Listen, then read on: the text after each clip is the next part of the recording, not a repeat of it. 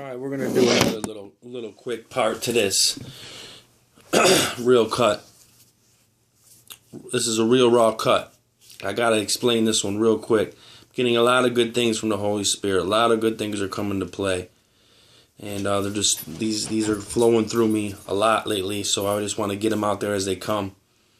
So we'll just call this real cut part 2 to 4. Because I couldn't get it all on 4. So, you got a shiny red ball.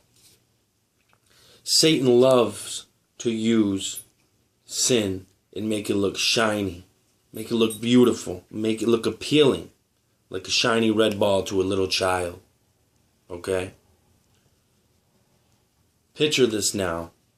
A little child sees a shiny red ball across the street.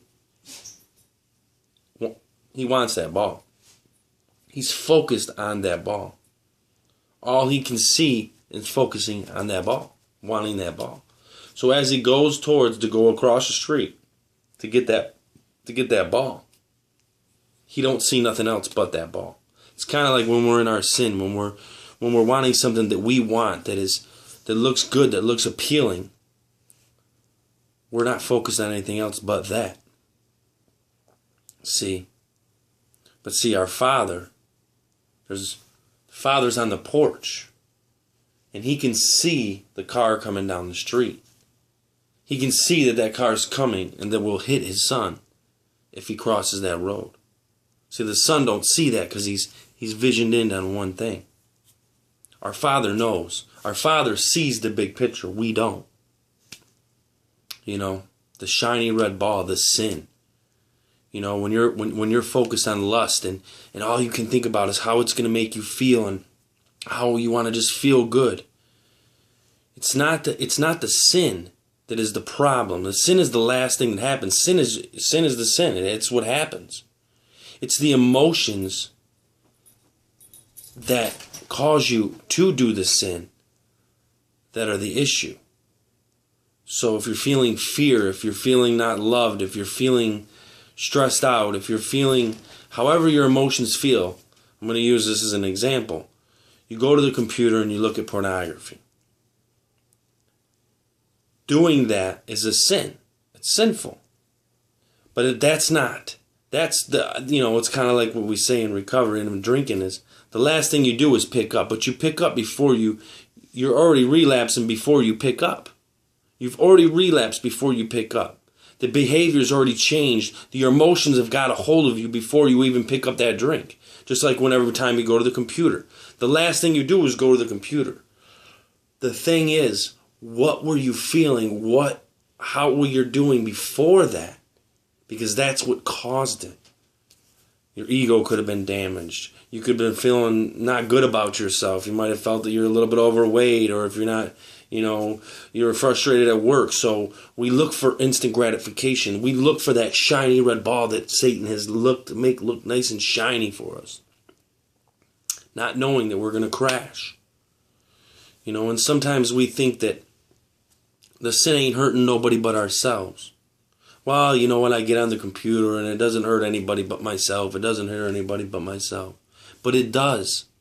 It cripples your relationship with other people. It cripples your relationship with another woman or man or whatever it may be, whoever you may be, because you already got these images burned in your head. I'm just using this as an example. It can be, with money, spending money.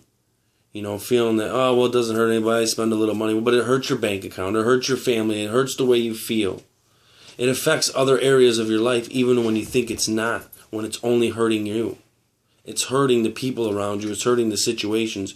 You're getting ashamed of the overspending or the overeating and the way you look, so you feel down about yourself, so then you're more agitated towards other people, or because you're secrets, because you're hiding things, you're more, apt to look at other people's, issues and kind of judge them, which brings it into a whole nother realm. That's why sin is so dangerous.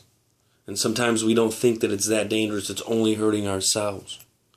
But in all reality, it's hurting everyone around us. and everything around us. It's messing with our bank accounts. It's messing with our relationships. It's messing with our relationship with Christ because we're hiding. We're not confessing. It's a powerful thing.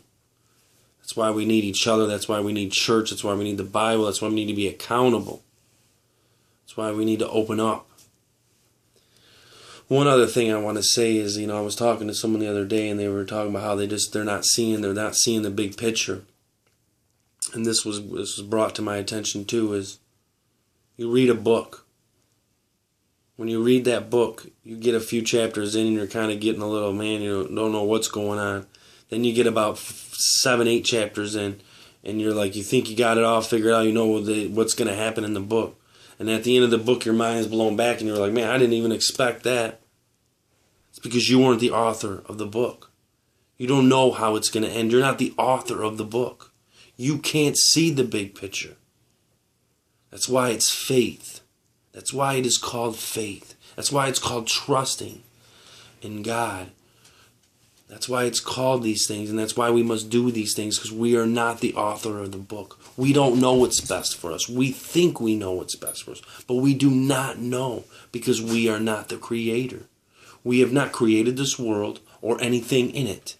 So that's why we can't grasp it and can't get it. Quit trying to be your own author. Quit trying to read the book. Just trust. Get in tune with the Holy Spirit and let Him guide you, because He's the one that can write your story.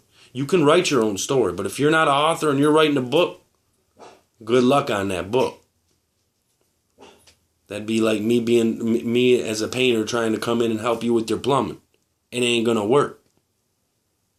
Stick to what you know. Stick to what you know, which is you need to learn how to know Christ. And let Him know how.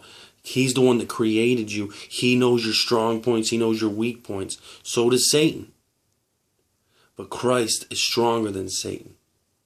And you need someone that's stronger, that has created. He created Satan. And you need him on your side, because he is the one that can work for your good. While we're sleeping, the devil's out there creeping. And while we're sleeping, we need Jesus to be saving us, to be helping us, to be guiding us, to protect us. Put on your armor in Ephesians. Put it on, keep it on. Even when you're sleeping, pray for your sleep, pray for your dreams. Because Satan's trying to get in there just like Freddy Krueger. He's a nightmare, and he's trying to get in there any way he can. It's a battle. It's a spiritual battle that we're fighting. So I'll be praying for everybody. God bless.